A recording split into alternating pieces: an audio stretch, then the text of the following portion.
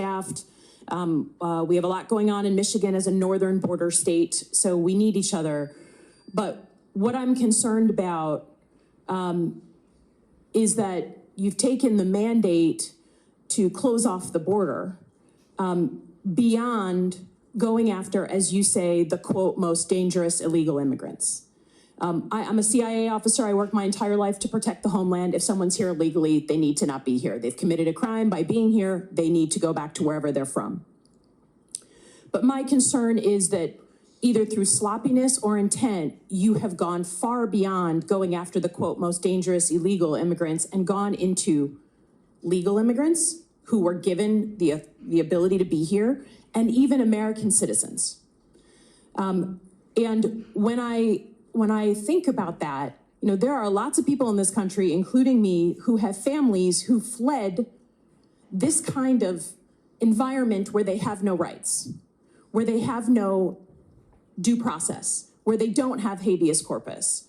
So while I'll be the first to say, coming from a state that was won by Trump, that there is a mandate to do something about the border, I think it is absolute dangerous overreach to go beyond that and start picking up American citizens and people who have the legal right to be here, lawful immigrants who have done everything right.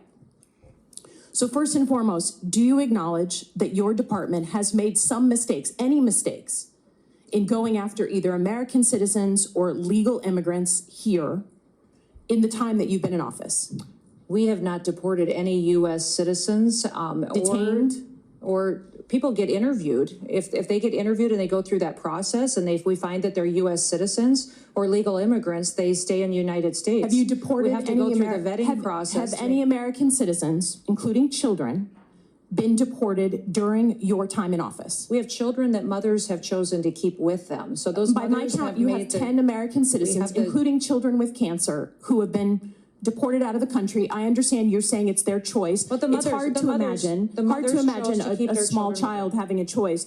But have you gone after legal immigrants? Again, your standard in your opening statement was the most dangerous illegal immigrants. Does that include PhD students and master's students at colleges across the country, unarmed? Are they the most dangerous illegal when they have status and no weapons? I don't decide who gets status through a student program. The Department of State decides that, and we enforce it. Oh, come on. That's what our Department of Homeland Security does. I just would offer that, again, I have no qualms with going after folks who are here illegally. That is not my concern. That was part of my job, was to prevent people from coming here illegally in a former life. My concern is you're sending a chill down the spine of America by going after people who either have legal status or American citizens.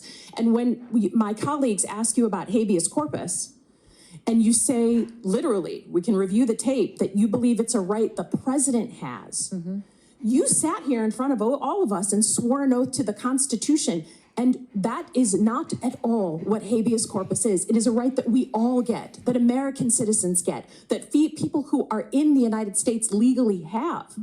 So my concern is it's complete overreach.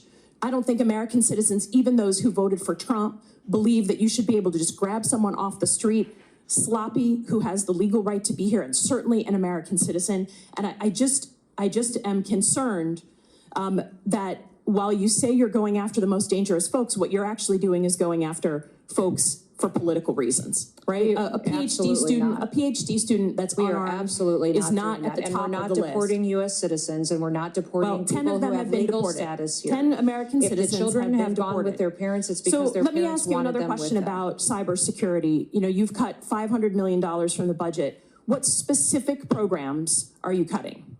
Because there are programs that really aid states and locals that we depend on for cybersecurity. And we know that right now, while we may have good security in the federal government, if you are a local state official, you're depending on the federal government. So have you cut the ISAC program, the program to states and locals on cybersecurity? The president's recommended budget has a reduction in $491 million. Does it cut that program? I've heard the talking point. And what it's doing is putting CISA back on mission. And it's ensuring that cybersecurity is going to be strengthened. You cannot say it's the most cyber secure administration if you're cutting the program to my state and to your state. It will be. If you look on record, that's what you've cut. I yield back.